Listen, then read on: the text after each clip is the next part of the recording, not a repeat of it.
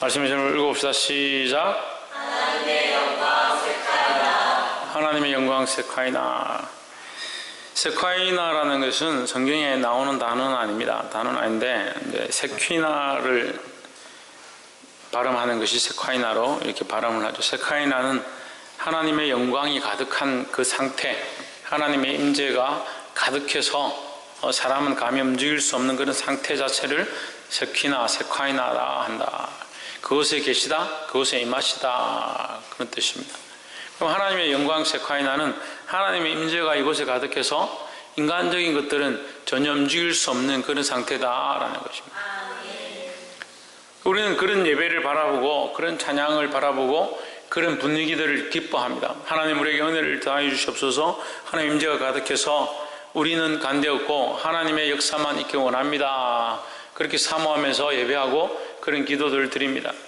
그러면 그렇게 되려면 나는 죽고 주만 사는 역사가 있어야 이런 영광의 세카이나 나타난다라는 거예요. 근데 우리는 내가 너무 많이 살아있는 거예요. 나가 너무 많이 살아있어요. 나를 사랑하는 것과 나를 존중하는 것과 자기를 존귀히 여기는 것들이 너무 살아있습니다.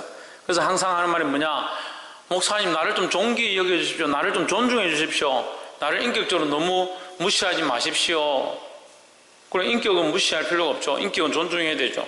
그렇지만 하나님의 신격 앞에서 우리의 연약한 인격들은 별 필요가 없는 거예요. 하나님의 신격, 하나님의 살아계신 임재를 모르고 그 앞에서 자기를 너무 높이는 거예요. 자기를 너무 존중히 여기는 거예요. 자기를 존중히 여기고 소중히 여기다 보니까 자존심이 중요하고 자존감이 중요하고 자기를 존귀히 여기는 것들이 중요해서 그 이유 때문에 은혜를 받지 못하는데, 실상은 자기가 듣고 싶은 얘기를 하지 않아서 은혜가 안 된다, 자기가 부르고 싶은 찬양을 부르지 않아서 은혜가 안 된다, 자기가 듣고 싶은 말씀 성경을 하지 않아서 은혜가 안 된다, 그런 착각들을 하는 거예요.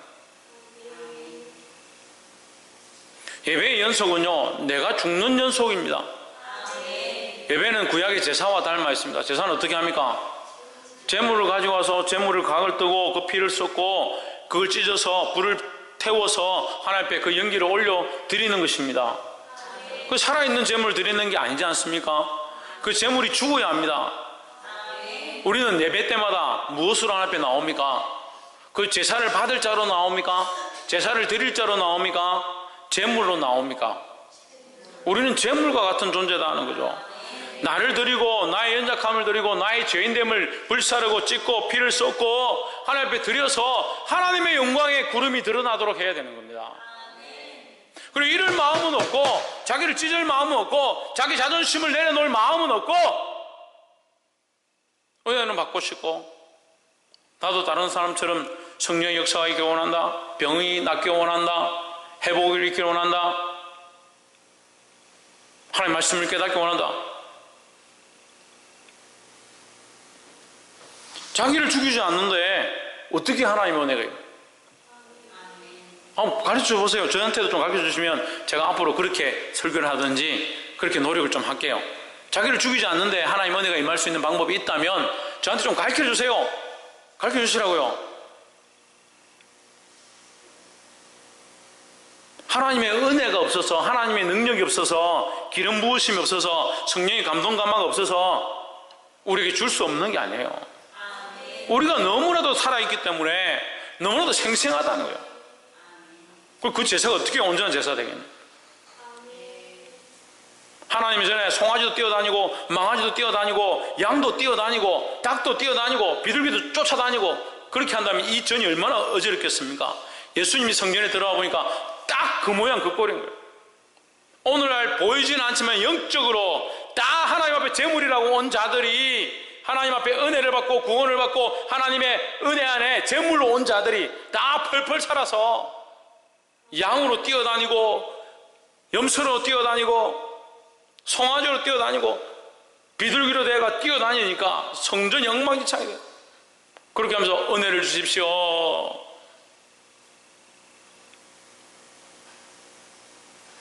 하나님의 영광이 임하려면 내가 먼저 죽어야 한다라는 거예요.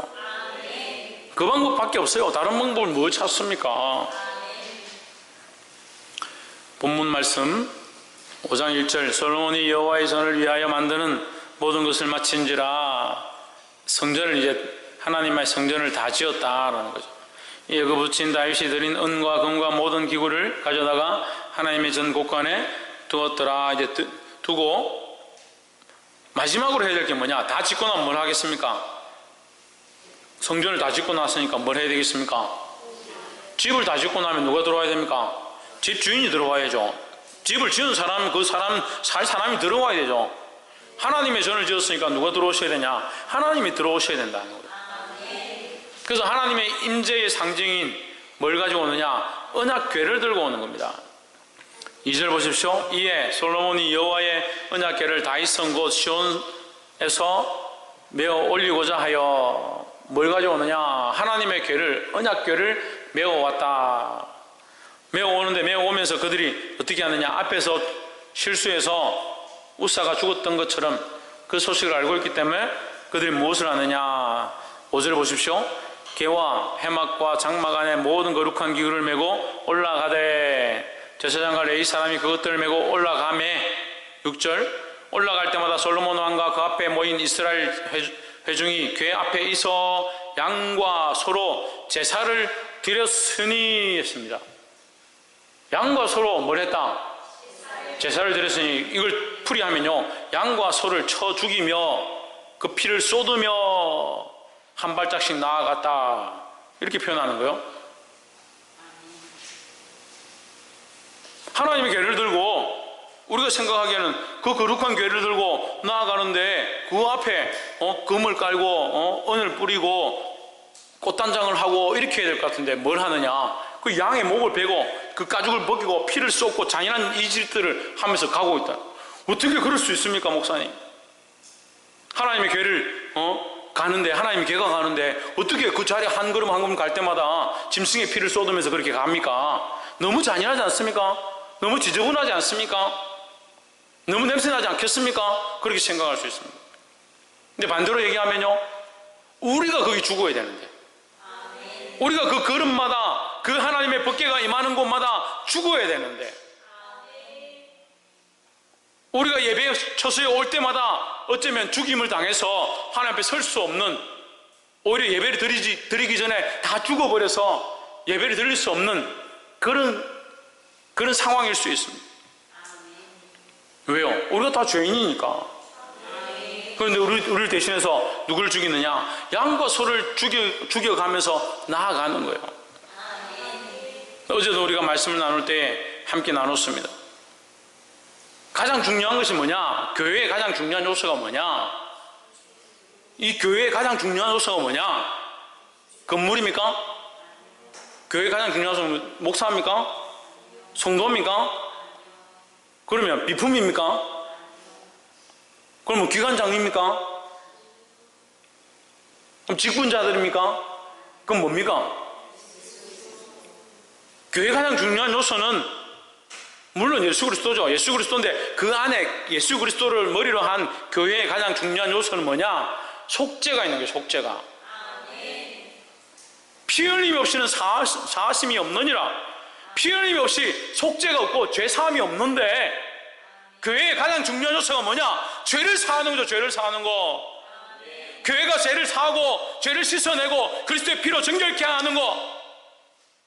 교회가 죄를 씻으려면 성도는 뭐가 있어야 됩니까?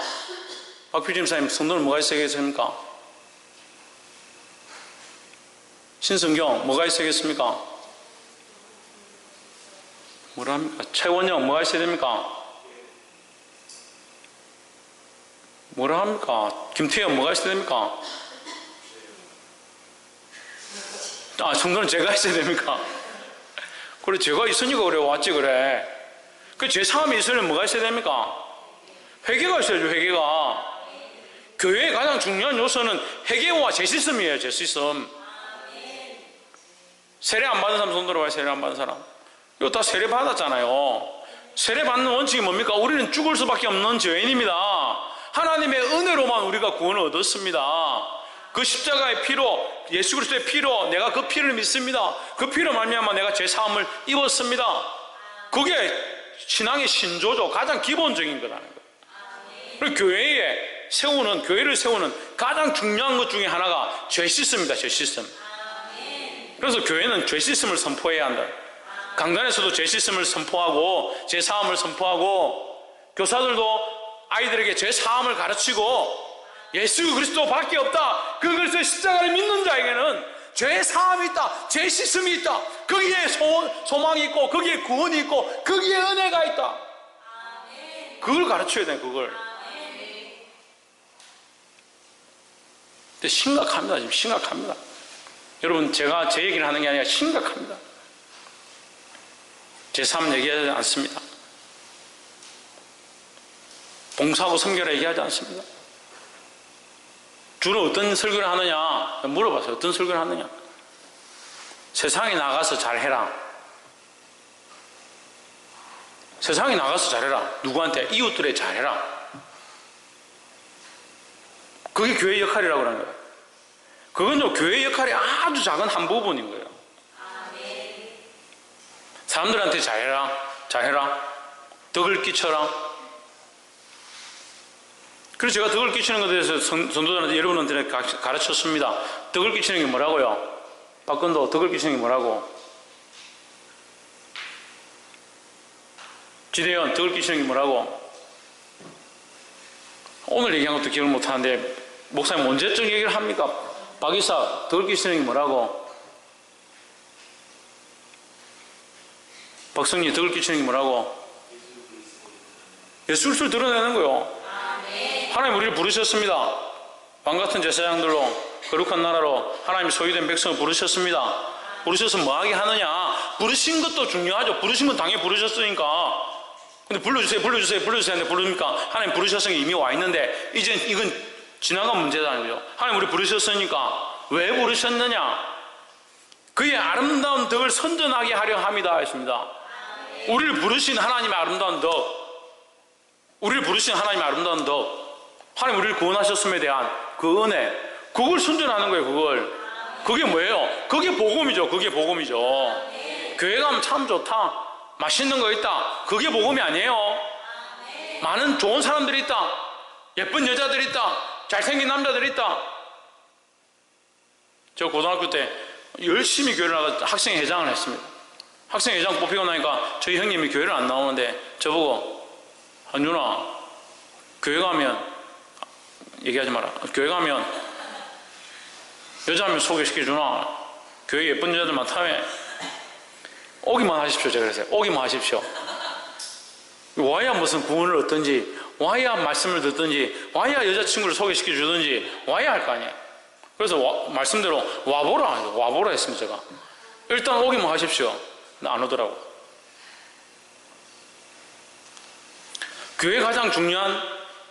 교회를 세우는 가장 중요한 일들 중에 하나가 뭐냐? 속죄다. 속죄. 그럼 피 흘림이 없으면 안 된다는 거예요. 하나님의 영광의 세카이나가 어디에 있느냐? 이 성전에, 이 교회에 가득한데, 하나님의 그 영광이 가득한 것을 세카이나라는 거예요. 그것이 오늘 이 말씀 가운데 6절에서 뭐라고 하냐? 제사를 드렸다. 제사를 드렸다.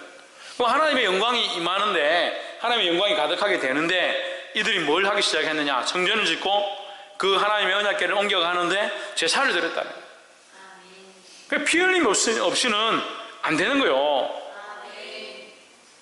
제사함이 없이는 안 된다. 하나님의 영광의 임재가 임하려면 성결케 함과 회개함이 우선되어야 된다라는 거예요. 그 성결케 함과 씻음, 회개함, 이것은 뭐로 나타난다? 우리의 돌이킴에서 나타나는 거예요. 우리의 회개하면서 나타나는 거예요. 회개는요, 살아있으면서 회개한다는 것은 거짓말이에요. 자기 자신이 살아있으면서, 자기 자아가 살아있으면서, 그게 죽으라는 게 아니라 자기 자기를 사랑하는 그 마음, 그것이 죽지 않으면 하나님 앞에 성결함을 입을 수 없다라는 거예요. 왜 죄를 짓습니까? 왜 죄를 짓겠습니까? 자기 본능과 자기 정욕과 자기가 하고 싶은 욕구들에 이끌려서 자기를 위해서 즐기고 자기를 위해서 살아왔던 그 삶의 모양이 뭐다? 죄의 모양이라는 거죠. 그걸 끊어내는 게 뭐예요? 그게 회개예요. 회개. 그럼 자기를 사랑했던 그 자기를 사랑하는 그 모양들을 죽여가는 거예요. 죽여가는 거예요.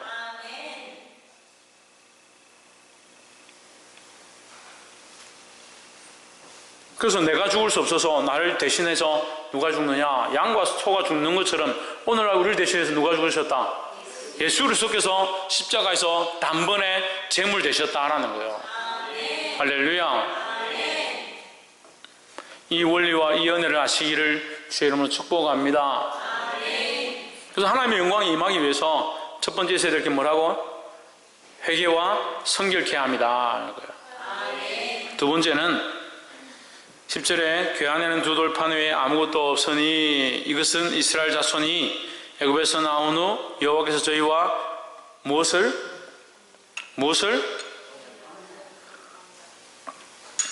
말씀 안 보고 있습니까?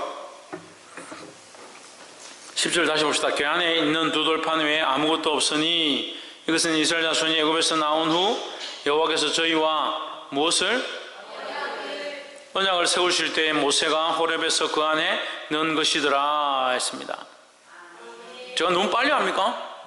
왜 제가 묻는데도 대답을 못합니까? 본문을 읽고 있는데 저희와 뭘 세웠다? 언약을 세웠다. 언약을 세웠다. 궤 안에 두 돌판이 있는데 여기 보십시오. 궤 안에 두 돌판이 있습니다. 하나님의 그 궤 안에 뭐가 있느냐? 두 돌판이 있다. 이 돌판은 뭡니까? 십계명이죠. 십계명. 그 다른 말로 뭡니까? 율법이죠. 율법. 율법의 두 돌판이 그 궤 안에 있는 거예요. 그러면 이 궤는 뭐라 불러야 돼요? 율법궤라고 불러야 되잖아요. 율법이 두 돌판이 그 안에 있으니까. 제가 뭐 잘못했습니까? 오늘 분위기가 왜 이래요? 율법의 두 돌판이 그 궤 안에, 그 상자 안에 있으니까 그 상자는 뭐다? 율법 상자라 해야 될 거 아닙니까? 율법 책이라, 율법 궤라고 해야 될 거 아닙니까? 아니, 이 상자가 이렇게 있는데 안에 쌀을 가득히 넣었다 합시다. 그러면 그건 뭐라 하겠습니까? 쌀 상자라 하겠죠. 상자가 이렇게 있는데 그 감을 가득 넣었다 합시다. 그럼 뭐가 되겠습니까? 감 상자를 하겠죠. 그럼 뭐가 그래 어려워요? 율법의 두 돌판이 그 안에 들어있으면은 그 상자는 뭐예요? 율법 상자가 되고 율법 궤가 되는 거죠. 그래 그 궤 안에는 뭐가 들었다? 두 돌판 외에 아무것도 없으니 돌판밖에 없으니까 이 궤는 뭐가 되냐? 율법 궤가 돼야 되죠. 그래서 율법이란 말을 우리가 쉽게 율을 빼고 법궤라 부르죠. 법궤. 그래서 그들이 법궤를 들고 왔다. 그 하나님의 지성소에 법궤가 있다. 이렇게 얘기를 하잖아요. 근데 이 본문에서는요, 그 말을 안 쓰는 거예요. 이 역대하 5장에서는 법궤란 말을 안 쓰는 거예요. 뭐라 써있습니까? 언약궤라 썼습니다. 언약궤라. 할렐루야. 그 율법과 언약이 신약에서는 이게 상반되게 표현되지만 실제로는 같은 의미예요. 하나님의 법을 지키는 자에게 구원을 주시겠다. 그것이 초기 언약이죠. 초기 언약. 근데 우리에게 바뀌어진 언약이 뭡니까?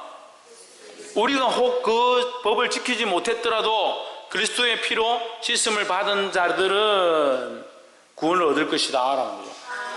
그래서 그것이 무슨 언약이다? 은혜 언약이다. 새 언약, 은혜 언약이다 라는 거죠. 그래서 그 교회가 뭐냐? 율법의 두 돌판이 그 안에 있지만 여러분 이게 굉장히 중요해요. 하나님께서 이걸 그냥 주신 게 아니에요. 우리가 늘 하잖아요. 돌판을 밖에 딱 세워놨으면 어떻게 되겠습니까? 하나님 앞에 제사하러 와가지고 짐승들 잡고 떡상에 떡을 드리고 분향단을 드린 다음에 분향하고 하나님 앞에 지성소에 들어와서 주님 말씀하십시오 이렇게 하는데 돌판이 두 개 딱 서 있다. 그러면 서가지고 하나님 말씀하십시오 딱 보면 뭐예요? 나 외에 다른 신을 섬기지 말지며 안식일을 범하지 말지며 도둑질하지 말지며 남의 것을 취하지 말고 뭐 이렇게 하면 어떻게 했어요 마음이? 그 법궤 그 율법의 그 두 돌판 앞에서 하나님 우리에게 말씀해 주시옵소서 우리가 주의 뜻을 위하여 어떻게 하리까 이렇게 물어야 되는데 그 돌판 두 개가 어떻게 해서 백성들을 정죄하는 거예요. 정죄하는 거예요. 그럼 안 되겠죠. 그 하나님께서 어떻게 하십니까? 그 돌판을 법궤 아래 두시고 그 뚜껑을 덮어 두셨다라는 거죠. 그래서 아무도 열지 마라. 아무도 열지 마라. 여기 은혜가 있는 거예요. 이 뚜껑이 뭐라고 했습니까? 예수 그리스도라 했습니다. 예수 그리스도. 덮었다는 거죠. 덮었다. 그 두 율법의 돌판을 뚜껑으로, 법궤의 뚜껑으로 덮어버렸다. 그래서 열지 마라. 열지 못한다. 뚜껑으로 덮고 열지 못하는 그 위에 그 서랍들의 날개 사이에서 내가 너희를 만날 것이다 했습니다. 하나님께서 두 돌판 사이에서 만날 것이다 이렇게 했으면 하나님 만날 때마다 돌판의 말씀을 읽으면서 내가 죽었다 이제 그렇게 해야 될 건데, 돌판 사이에서 만나는 것이 아니라 덮고 나는 그 뚜껑 위에 서랍들 사이, 천사들 사이에서 내가 너에게 말할 것이다 하셨으니까 할렐루야. 그게 뭐가 있는 거요? 하나님의 사랑이 이미 있는 것이다 라는 거예요. 우리가 어디로 돌아가야 되느냐? 어디로 돌아가야 하느냐? 언약으로 돌아가야 되는 거예요. 하나님의 그 은혜의 언약을 생각하고 하나님의 그 사랑을 생각하고 거기로 돌아가야 되는 거예요. 두 번째, 우리가 하나님의 영광의 세카이나를 알려면 어떻게 해야 되냐? 하나님의 언약으로 돌아가야 한다는 거예요. 그럼 다시 말하면 언약을 회복해야 한다. 율법을 회복하는 것이 아니라 은혜를 회복하고 언약을 회복하는 자리에 가야 된다는 거예요. 자꾸 세상과 짝하는 건 좋아합니다. 세상과 짝하고 세상과 맺어지고 세상에 나가면 나는 이거 좋아 저거 좋아 이렇게 살 거야. 세상하고는 잘 맞아요. 잘 맞아요. 여러분, 누가 여러분에게 가르칩니까? 세상에 가면 주일 예배 마치고 세상 가면 이번 주는 이렇게 살고 드라마 뭐 보고 맛있는 거 뭐 사 먹고 뭐 하겠다. 그걸 누가 여러분하고 언약을 맺습니까? 누가 하라고 합니까? 그래 안 시켜도 잘합니다. 일주일 계획이 이미 쫙 짜져 있습니다. 근데 하나님과의 언약, 하나님 내가 주의 말씀대로 살겠습니다. 좀 더 몸부림치겠습니다. 좀 더 나를 죽이겠습니다. 내 안에 나를 사랑하는 것들을 내려놓겠습니다. 좀 더 주의 말씀대로 나아가기 원하며 날마다 주의 말씀 앞에 묵상하기 원합니다. 그런 거는 왜 안 돼요? 그 언약은 왜 안 되냐고요? 제가 여러분들 정죄하기 위해서 하는 것이 아니라 자기를 보자는 거예요. 자기를. 처음부터 시작할 때부터 다 죽어야 되면 이렇게 가서 설렁했구나.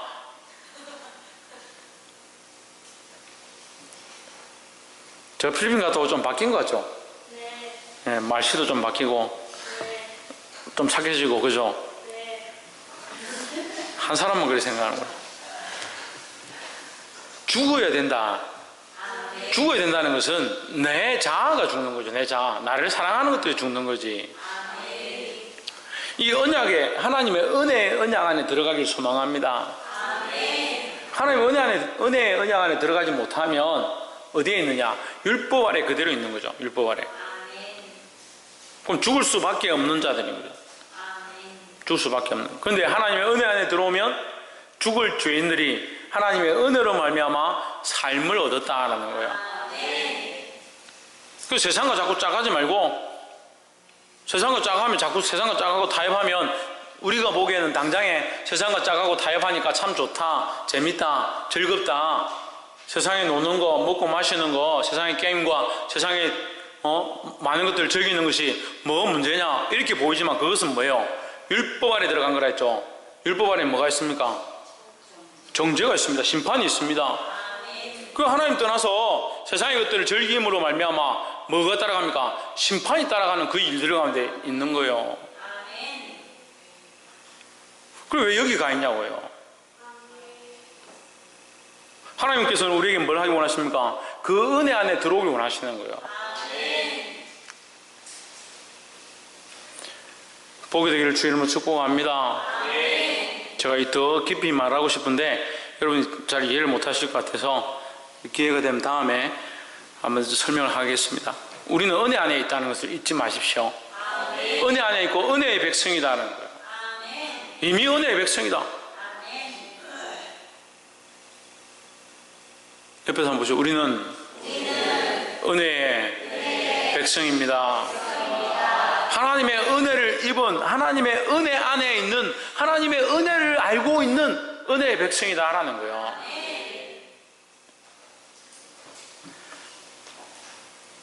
그래서 자기를 죽이고 하나님의 은혜를 회복할 때에 13절에 나팔 부는 자와 노래하는 자가 일제히 소리를 발하여 여호와를 찬송하며 감사하는데 나팔 불고 재금 치고 모든 악기를 울리며 소리를 높여 여호와를 찬양하여 이르되 선하시도다 그 자비하심이 영원히 있도다 하매 그때 여호와의 전에 구름이 가득한지라. 14절 제사장이 그 구름으로 인하여 능히 서서 섬기지 못하였으니 이는 여호와의 영광이 하나님의 전에 가득함이었더라 했습니다. 할렐루야. 그 성전에 이제 하나님의 계를 들고 오는데 들고 와서 사람들이 나팔을 불고 재금을 치고 소리를 높여서 하나님을 찬양하기를 선하시도다 그 자비하심이 영원히 있도다 이렇게 하나님을 찬양하니까 성전에 어떻게 되냐, 성전에 갑자기 구름이 가득하게 됐어요. 밖에서 볼 때도 구름이 가득해서 볼 수가 없을 만큼 그렇게 구름이 가득했다. 구름은 하나님의 임재를 상징한다고 했습니다. 구름이 가득하다고 하나님의 임재가 가득한 건 아니에요. 하지만 하나님의 임재를 상징하는 의미로 이제 구름이 등장하는 거예요. 14절 제사장들이 그 구름으로 말미암아 능히 서서 섬기지 못하였으니 했습니다. 하나님의 임재가 강한 곳에 사람의 행위들은 별로 중요하지 않다라는 거예요. 우리는 이렇게 말하면 성도들의 은혜를 받을 것이고 이렇게 찬양하면 성도들의 은혜를 받을 것이고 우리는 이렇게 기도하면 성도들 가운데 은혜가 임할 것이다 생각하지만 사실 은혜의 근원과 성령의 기름 부으심의 근원은 누구에게 있느냐? 하나님께 있다는 거예요. 그래서 이게 아이러니하지만요, 하나님께 올려드리면 하나님께서 주시는 것이 은혜예요. 우리가 이렇게 하면 은혜가 임하는 게 아니라 우리가 하나님을 향하여 외치는 것으로 인해서 하나님이 우리에게 부으시는 게 은혜다라는 거죠. 그럼 우리는 누구를 기쁘시게 해야 되냐? 하나님을 기쁘시게 하는데 힘써야 된다는 거예요. 목회자들도 마찬가지예요. 성도들 안에 은혜가 임하기를, 성도들 안에 구원이 임하기를, 성도들 안에 새롭게 함과 회복이 임하기를 원한다면 하나님의 이름을 높이는 것, 하나님께 집중하는 것에 나아가야 된다는 겁니다.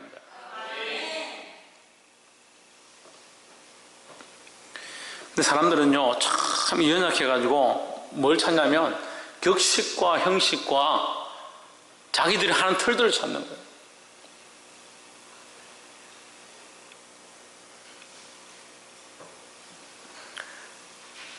제가 지금부터 한 20년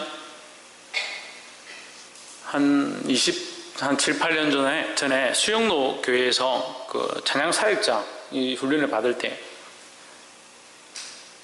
여러분들은 지금 찬양사역자 훈련 받으면 저는 한 27, 8년 전에 찬양사역자 훈련을 받았습니다. 그 찬양 인도자들 모여가지고, 그때는 부산에 이제 뭐 기타 칠 줄 알면 그 사람 찬양 인도자.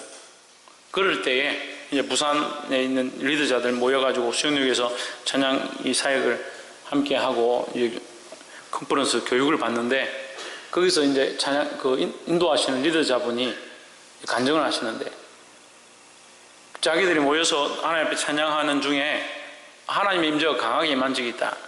너무 강하게 임해서 어떤 일이 일어났느냐, 전부 다 동시에 찬양 인도하는 사람들이 전기에 감전된 것을 멈춰버려. 찬양을 하다가 너무 하나님의 임재가 강해서 말을 할 수가 없더라. 그러니까 이렇게 리더자가 우리 이제 찬양하겠습니다 이런 말도 못할 만큼 그만큼 강하게 하나님의 임재가 임해서 그 찬양관이 멈춰 있을 때 악기를 치고 찬양을 하고 이렇게 하고 있다가 갑자기 하나님의 임재가 너무 강하게 임해서 그들이 어쩔 수 없는 가운데 하나님의 그 은혜와 기름 부으심이 임하는데, 뜨거워서 견딜 수 없지만 소리도 못 지르고 외치지도 못하고 그냥 멈춘 상태로 5분이고 10분이고 있은 적이 있었다는 거예요. 그래서 그들이 깨달았다는 거예요. 하나님의 임재가 임하면 인간들이 하는 행위들은 소용이 없다라는 것을 깨달았다는 거예요. 우리가 가장 아름다운 것으로 가장 좋은 것을 하나님께 드려야 되지만 하나님께 가장 아름다운 것이 없고 가장 좋은 것이 없어서 우리가 너희들 그거 바치면 내가 그거 먹고 배부르고 그거 받아서 내가 잘 입으련다 하시고 하나님 달라고 하는 게 아니에요. 하나님의 영광이 없어서 우리에게 영광을 달라는 게 아니에요. 하나님이 원래 영광스럽고 하나님이 원래 존귀하신 그 하나님을 우리가 표현한다고 해서 다 표현할 수도 없지만 우리가 그 하나님의 영광스러움과 존귀하심을 인정하고 그 자비하심을 찬양할 때 하나님이 그 이곳 가운데 임하시고 우리의 주님이 되시는 줄 믿습니다. 하나님은 항상 하나님이시죠. 하나님은 항상 전능자시죠. 그리스도는 항상 그리스도시죠. 문제는 우리가 그 그리스도를 인정하지 않냐고, 그 하나님을 인정하지 않냐고, 그 임재 앞에 나아가지 않는 우리가 문제죠.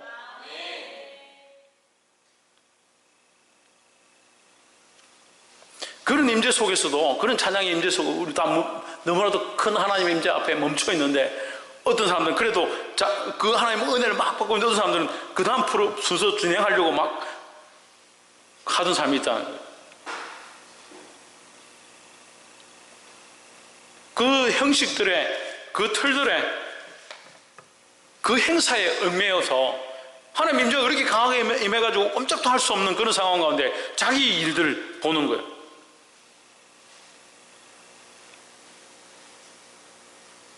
오늘도 이 말씀 가운데 하나님께서 우리 안에 말씀하시는데, 어떤 이들은 자기 생각만 하고 자기가 집에 가서 뭘 할지만 생각하는 사람들도 있습니다.